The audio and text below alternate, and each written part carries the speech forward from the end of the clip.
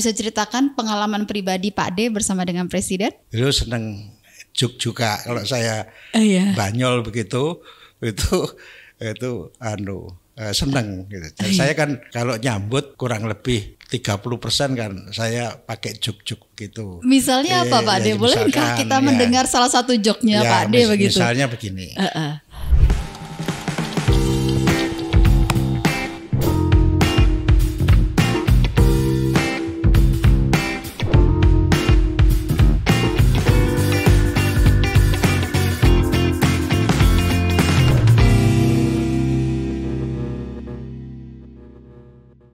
Halo, kita kembali lagi di Ruang Watim Press bersama dengan saya Prita Laura. Dan kembali kita akan menggali wisdom dari salah seorang anggota Dewan Pertimbangan Presiden yang satu ini, yaitu Pak Dekarwo. Ya.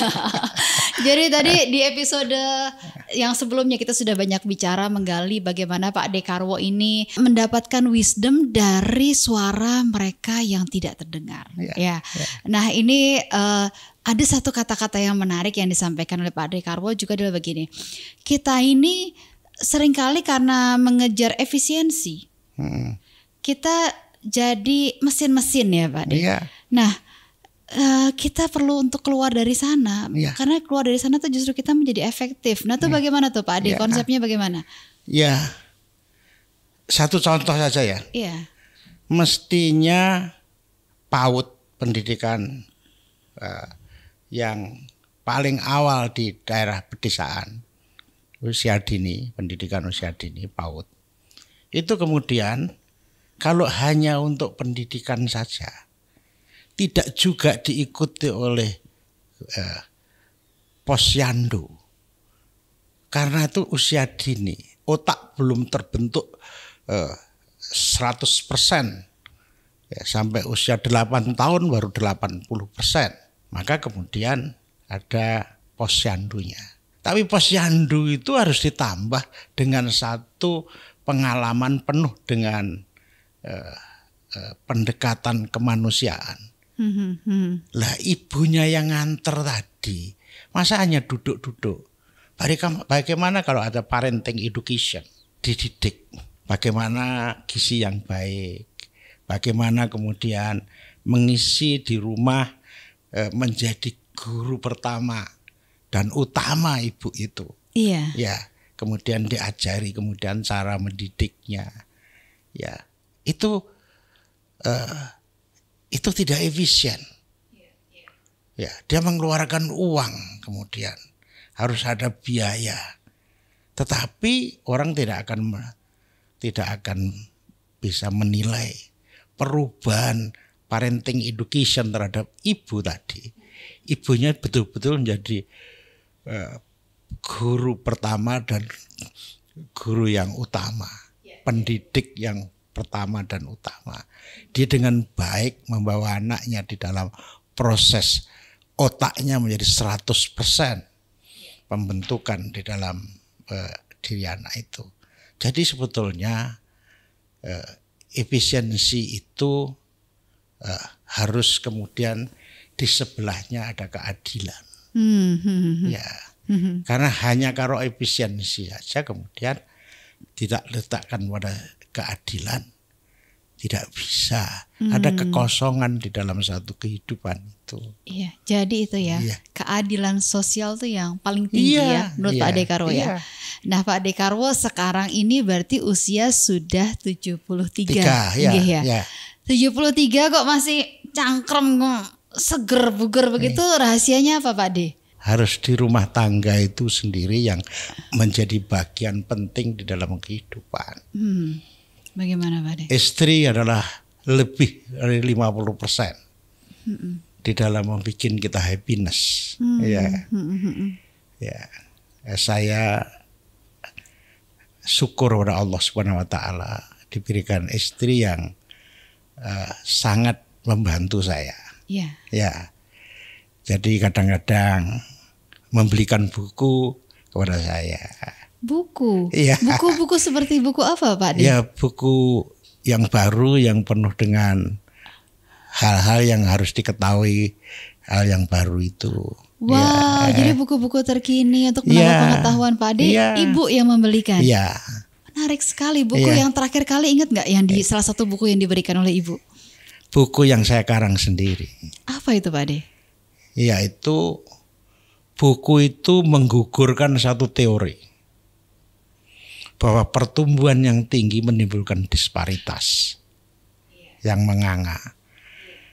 Saya menemukan asal tadi mendengarkan suara yang tidak terdengar, growth itu tidak harus menimbulkan disparitas.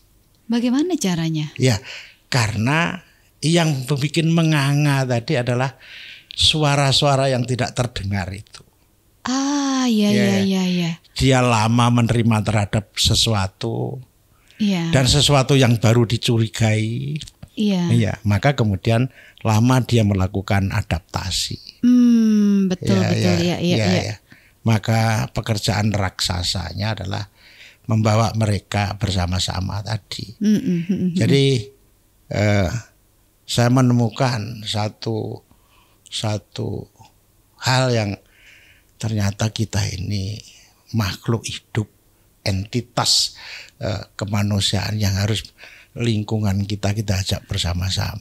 Betul, menarik sekali karena memang teorinya begitu kan Pak Ade. Teorinya menyampaikan kalau growth-nya tinggi, maka indeks Gini-nya, disparitasnya akan menganga karena di atas 0,4. Iya, karena mereka yang berdaya akan terlebih dahulu mengambil kesempatan. Yang begitu. Efisien menang. Iya. Tadi. Padahal sebenarnya kalau kita mendengarkan suara yang tidak terdengar, mereka pun juga bisa ikut mengambil kesempatan itu. Menarik sekali Pak Ade. Kita gugurkan teori tentang itu. Wah, ini menarik. Jadi begini, karena ini kan secara akademik seperti itu, tapi ternyata kemudian melihat bisa berbeda sebenarnya. Bisa. Begitu. Dan itu jadi kenyataan. Iya. Data empirik 10 tahun growth kita paling tinggi. Lebih tinggi terus dari nasional. Ya, karena apa? Yang tidak produktif tadi jadi idle tadi menjadi produktif.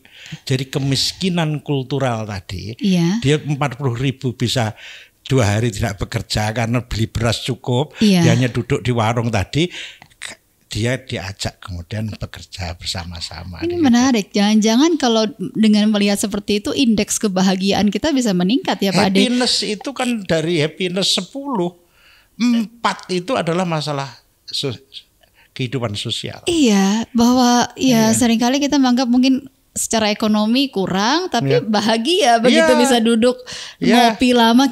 Saya aja makan nggak punya waktu untuk duduk ngopi lama Pak. Betul Pak Ade. Nah, berarti ya Pak Ade ya.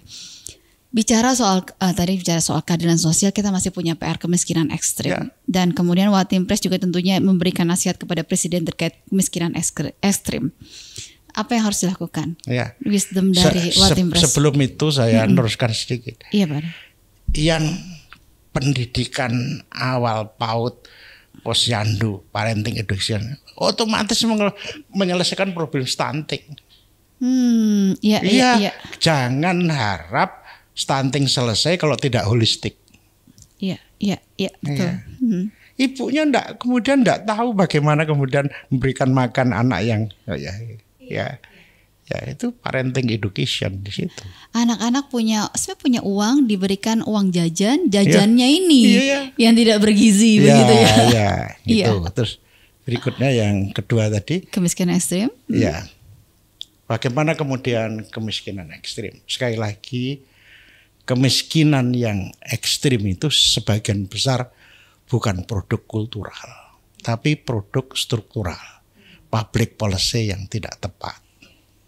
Ya, jadi pada saat bersamaan, misalkan, mengapa kemudian harga 60% kata teman saya tadi dari kebutuhan rumah tangga adalah untuk konsumsi, 60% hanya untuk konsumsi seperti itu. Nah, sehingga kalau itu menjadi sangat besar seperti itu, yang harus didorong pendapatan per kapita, tetapi bukan menaikkan gaji. Tapi kemudian menganeka-ragamkan apa yang bisa diperbuat di dalam lingkungannya itu. Misalnya sekarang harga cabai 80.000, Maka kemudian kalau rumahnya kemudian diberikan bertingkat pakai peralon itu untuk cabai bisa juga. Jadi sebetulnya pendidikan tidak pernah berhenti sampai hayat itu kemudian dipanggil oleh Yang Maha Kuasa, tidak berhenti. Jadi searching itu bagian di dalam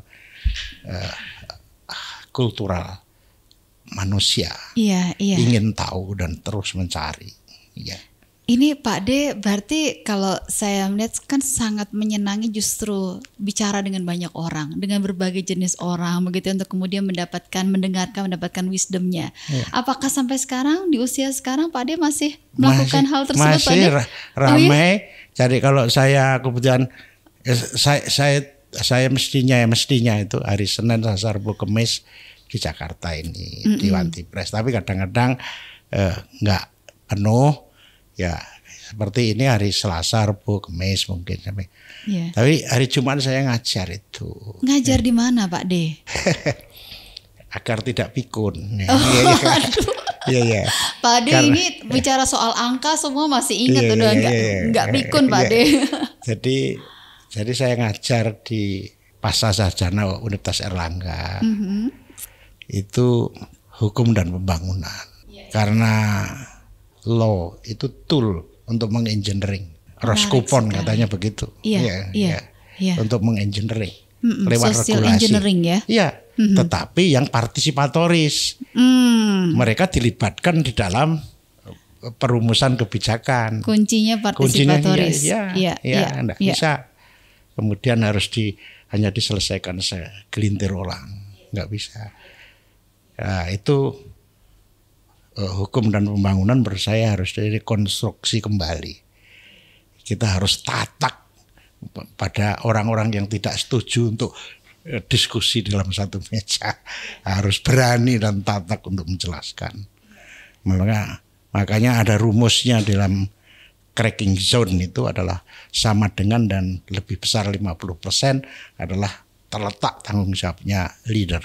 Tapi ini menarik loh. Tadi Pak De katakan bahwa untuk kita mendengarkan, untuk kita menangkap suara yang tidak terdengar dibutuhkan keberanian juga dari yang melakukan komunikasi itu ya Pak De. Kenapa seperti itu? Kenapa? Karena harus siap untuk menghadapi pendapat yang berbeda, menghadapi tentangan, mungkin emosi dan sebagainya. Saya kira betul. Tapi pada saatnya distrust. Pada saatnya dengan ketidakberanian menghadapi suatu permasalahan, leader seperti itu distrust. Ngapain saya harus dengarkan mereka? Saya tidak dapat apa-apa di dalam pembicaraan itu. Lebih baik naik saja kaki saya ke meja, duduk di situ. Misalnya seperti itu. Jadi sedikit mengekstrimkan. Mestinya tidak boleh kaki naik di meja. Itu hanya satu urutan atau istilah yang agar kemudian rasanya tidak bermanfaat. Baik. Nah, saya mau gali lagi sisi pribadinya Pak D nih, Pak D. Ini Pak D kan tadi resep awet mudanya keluarga begitu. Ada lagi resep yang lain begitu Pak D? Saya masih rutin olahraga. Olahraganya apa Pak De? Sebetulnya dulu sebelum saya jatuh itu poli badminton. Lah pada saat tahun 2017 itu ulang tahun Pemda Provinsi, nakalan kelompok bupati wali kota itu. Saya dikalahkan terus, saya main sampai jam 7 sampai jam 11. Jadi kelompok bupati wali kota ini nakalan sama kelompok gubernur begitu. Iya, dia ngalah terus sama. Akhirnya saya terpaksa harus main sampai jam 11 siang. Lah bolanya di matahari kelihatan, di matahari nggak kelihatan, kemudian saya lompat, ternyata jatuhnya di paping. Waduh, sakitnya luar biasa. Terus akhirnya kemudian harus olahraga, renang. Jadi sampai sekarang masih renang Pak De? Renang sekarang. Wah luar biasa Pak De. Sama kemudian kalau Sabtu sama istri sama cucu-cucu kita jogging di lapangan gitu. Ya, terus setelah dari jogging lapangan beli soto sama-sama. Aduh enaknya makan soto sarapan. Tapi ada pantangan makan nggak Pak Ade? Nggak ada. Tetap makan Nggak biasa ya. Apa makanan favoritnya Pak Ade? Makanan Jawa Timur yang jadi favoritnya Pak Ade? Sebetulnya favorit saya bukan masakan istri saya namanya. Jadi ayam itu dibumbu daun kemangi. Iya. Jadi daun kemangi itu dicampur dimasak, itu dikeringkan. Iya. Itu daun kemanginya rasanya masuk di Waduh. si ayam itu karena dicacah-cacah gitu Padahal saya tuh baru mau nanya ya, itu kalau jajannya di mana buat referensi kuliner? Ternyata masakan istrinya ya sudah deh kalau begitu. Kalau itu juga rawon bagian kehidupan kita di kayak rawon, soto Pak Sadi, itu. Yeah. Jadi banyak sekali. Yeah. Tapi gini, kebetulan yang di rumah itu kemudian itu istri saya tuh suka masak dan saya suka yang di campur dengan dan kemangi itu. Nah itu dia. Ya, itu. Sekarang saya akan masuk ke pertanyaan-pertanyaan yang cepat dan segar ya Pak Ade. Nanti dijawab cepat saja. Pertanyaan pertama Pak Ade. Sejak kapan Pak Ade berkumis? Sejak SMA. Dari SMA Pak Ade? Tapi di tengah ini bolong. Jadi hanya pinggir di sana. Waktu SMA? Iya SMA itu kumis saya hanya pinggir di sini. Dari tengah ini bolong. Seperti Charlie Chaplin gitu. Iya, tapi sekarang sudah ada kumisnya Pak Ade? Ternyata setelah yang tumbuh lebat justru di tengah ini sudah banyak rontok. Oh begitu. Jadi ditarik cucu itu. Iya, waduh. Ditarikin cucu iya, begitu ya. Saya yang laki itu narik gitu. Ya. Karena seumur umur kami melihat brandingnya Pak Ade selalu berkumis begitu. Jadi akan terus dipertahankan ya Pak Ade sebagai brandingnya. Kalau di Madura kemudian coplos songotna. Songotna itu artinya kumis. Kumisnya. Iya. Coplos songotna. Gitu. Satu lagi, peci. Kenapa peci? Selalu menjadi brandingnya Pak Ade. Saya berpeci mulai waktu SMA dekani. Saya ini kan bukan keluarga pondok pesantren, tapi saya senang ke pesantren. Nah di sana identitasnya adalah pakai peci. Oh, jadi memang dari SMA sudah terus dipakai sampai sekarang gitu kalau ya? Kalau SMA enggak. Kalau ke masjid saja terus kemudian. Iya. Jadi santrinya belum katam. Belum. Tapi suka di situ ya itu. Jadi, karena dua itu selalu kumis dan peci. Nah, pertanyaan berikutnya Pak Ade. Pak Ade pertama kali bertemu dengan Pak Jokowi itu kapan Pak Ade? Saya ketemu Pak Jokowi pertama kali beliau dapat penghargaan tanda jasa dari Pak SBY. Saya juga dapat tanda jasa dari Pak SBY. Iya. Saya dapat tanda jasa sebagai wali kota Pak Presiden waktu itu. Pak Jokowi. Beliau dapat tanda jasa terhadap pembangunan di Surakarta. Saya punya tanda jasa pembangunan ekonomi Jawa Timur. Iya. Dapat bintang Mahaputra dari Pak SBY karena growth kita bagus dan disparitasnya tidak menganga. Kuncinya itu tadi mendengarkan suara yang tidak terdengar. Karena kalau dilihat Pak Ade ini kan ada 180-an sekian penghargaan yang sudah diraih Pak Ade ya di berbagai bidang. Banyak sekali. Saya melihat listnya ini sampai lembarannya kok nggak habis-habis ini. Lembarannya sampai banyak sekali nih Pak Ade untuk list penghargaannya Pak Ade ini. Kalau saya lihat ini sampai berapa nih Pak Ade? Ini enggak nih. Ini saya muter ini enggak habis-habis loh ini Pak Ade. Sampai 185 award sepanjang hidupnya Pak Ade Karwo. Itu bukan semata-mata saya. Teamwork saya itu yang baik. Baik sih betul. Saya bukan teamworknya baik sekali. Antar Pak. Karena kita semua sepakat untuk membangun data.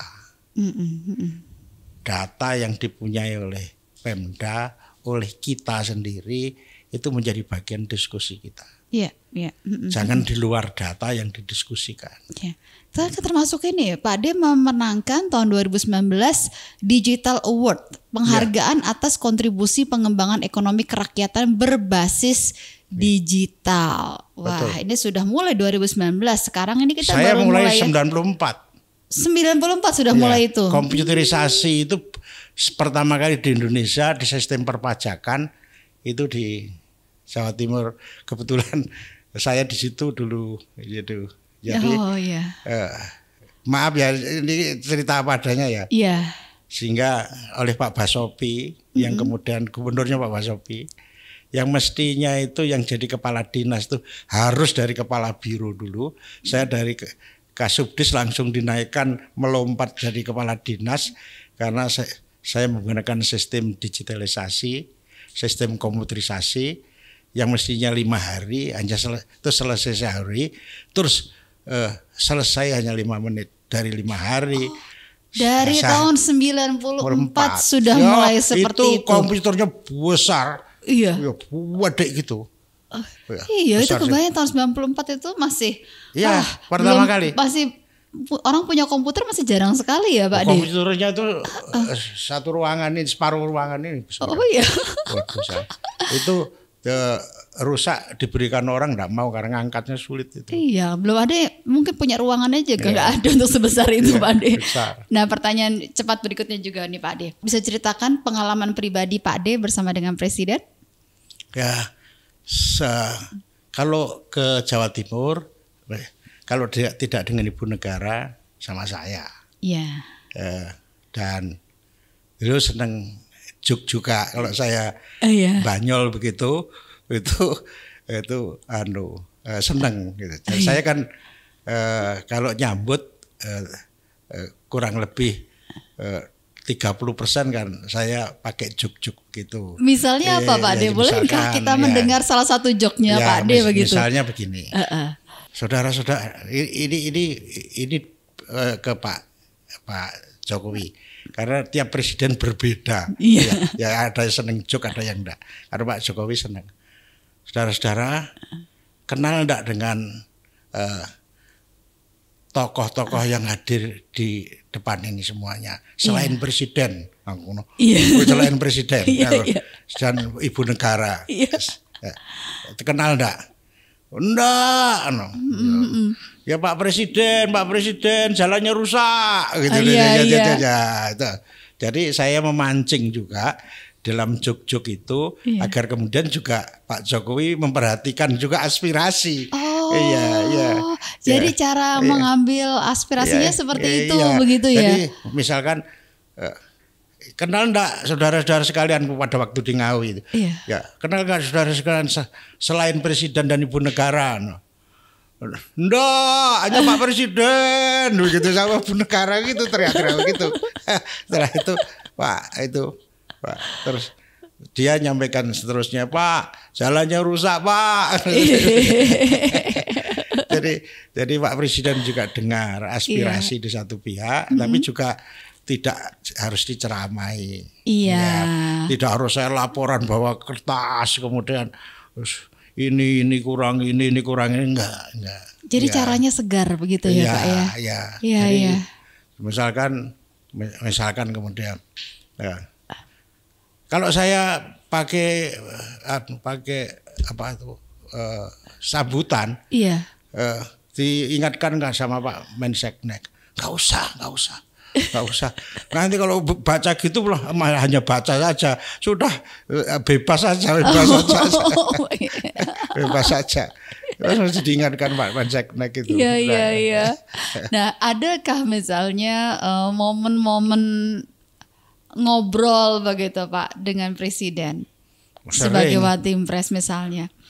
Sebagai Wantimpres, kalau Wantimpres kita bersama-sama. Kita bersama-sama ya Pak ya. Pada waktu jadi gubernur, senang beliau itu, Bu Iriana juga begitu. Nyonya saya nyampaikan, maaf loh Bu, itu Pak D itu ya gitu. Banyol nggak karu-karuan seperti enggak apa-apa, aku seneng kok begitu deh. Misalnya begini, Iya. waduh, Bu Negara pendapatan setelah Pak Presiden dan Ibu memimpin 3 tahun ini pendapatan naik. Iya. Kok begitu? Ya tuh lipstiknya tambah tebal.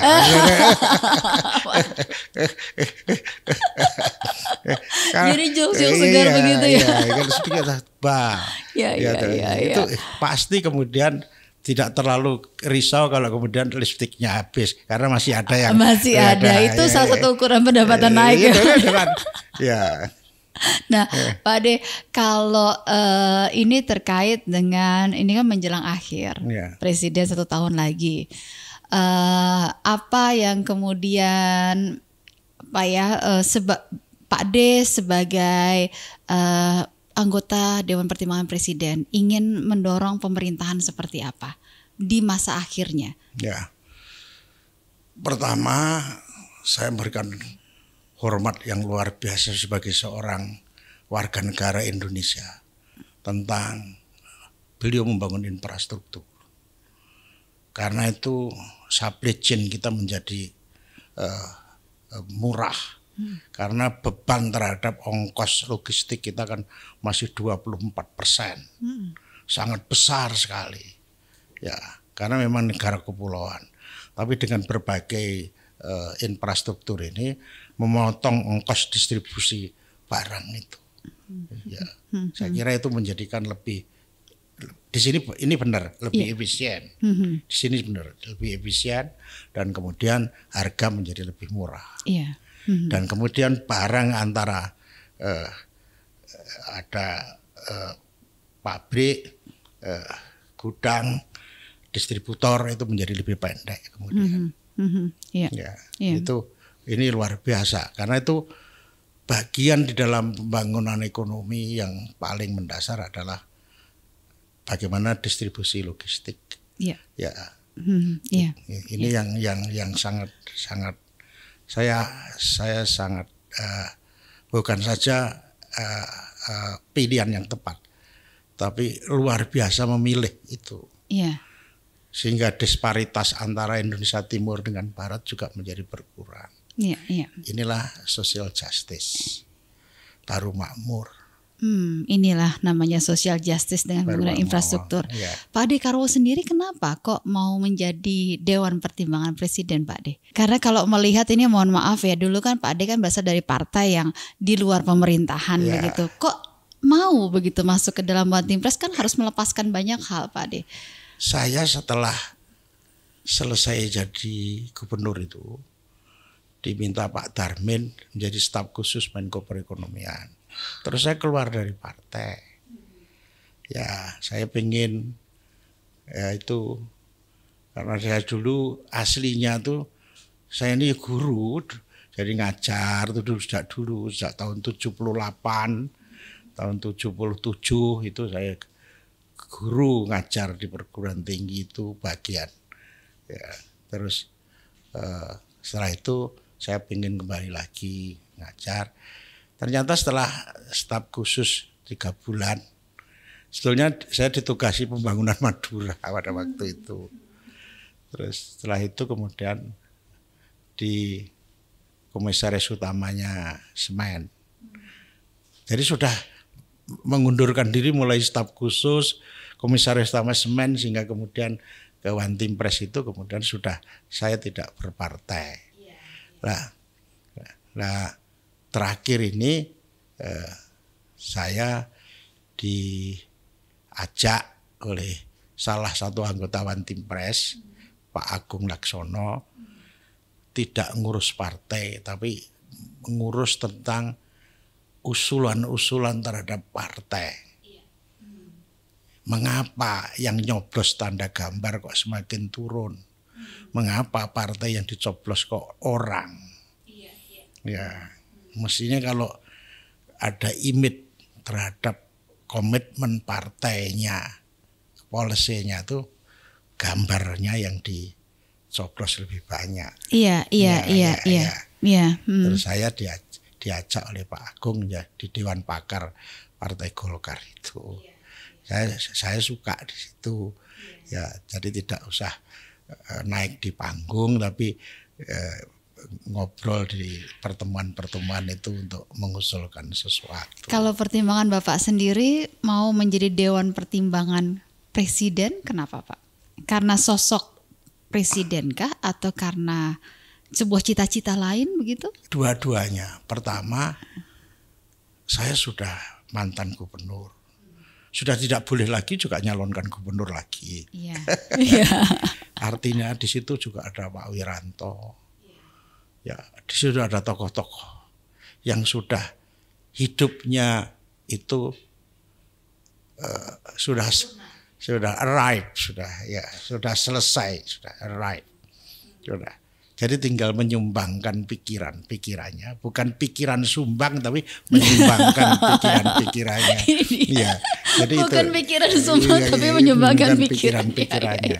Saya senang sekali, apalagi ketemu dengan teman-teman di situ.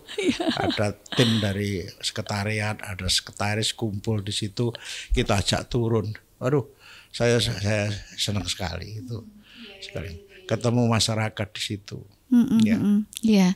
Jadi pemikiran-pemikiran masih bisa disumbangkan untuk yang lebih luas ya Pak ya, nasional ya Pak ya. Iya. Nah, terakhir nih, apa kesan Pak Dekarwo terhadap presiden? Saya tuh aliran pikiran positif. Ya. Karena pikiran negatif tuh bikin sakit. Loh iya. Iya. Benar Pak De. Ya, positif. Beliau bekerja keras, hampir tidak ada hari yang tanpa bekerja. Bahkan menurut beliau sarapan pagi pun jarang. Ya, jadi bukan kulturnya sarapan pagi seperti saya. Kalau saya harus pagi-pagi pakai sarapan pagi. Pakai soto. Pakai pecel. Rawon. Iya, rawon setan. Ya, itu. Tapi beliau saya lihat pekerja keras. Tanda petik menyumbangkan tenaga dan pikirannya untuk bangsa dan negara ini. Ya. Saya kira itu satu poin penting karena komitmen seperti itu yang harus, yaitu bekerja keras tadi. Ya. Nah biasanya Pak D di akhir episode tokoh yang diundang memberikan wisdomnya untuk disampaikan kepada pendengar. Nah silakan Pak D, apa yang mau disampaikan wisdomnya? Ya, saya kira kesempatan yang baik saya diundang di sini. Oleh sebab itu saya juga mengundang kepada semua yang mendengarkan dan yang melihat, mari kita bersama-sama lewat teknologi ini ketemu, merumuskan dan kemudian menyumbangkan pemikiran-pemikiran kita untuk kehidupan yang lebih baik. Ya, kesejahteraan penting, tapi happiness adalah bagian yang kemudian harus kita cari terus di dalam kehidupan kekeluargaan yang kita punyai sekarang ini. Happiness. Ya itu. 10 poinnya adalah 4-nya adalah hubungan sosial yang baik. Saya kira saya tidak bisa ngajari bebek berenang. Yang lebih tahu adalah pendengar dan pemeriksa semuanya. Ya, sangat tidak boleh mengajari bebek berenang karena kalau diajari bebek berenang yang tenggelam saya. Lebih pintar bebeknya. Iya, bebeknya. Maksud saya sebetulnya pertemuan ini saya banyak menangkap masukan juga dari pertemuan ini. Ya, teknik untuk bertanya itu lebih mudah teknik untuk menjawab. Iya. Kan mengeksplor itu. Iya, mengeksplor itu agar kemudian keluar semuanya dan itu luar biasa. Saya memberikan apresiasi di pertemuan hari ini. Ya, yang terima kasih, menurut saya matur sangat Pak D. Ya enggak saya tidak mengada-ada satu teknik untuk melakukan eksplorasi apa saja yang ada dalam benak dan pemikiran kita itu satu sulit. Itu lebih gampang menjawabnya. Matur nuwun sangat Pak De. Terima kasih banyak Ya, Pak De apresiasinya. Semoga juga ini wisdomnya juga bisa ditangkap oleh para pendengar di sini.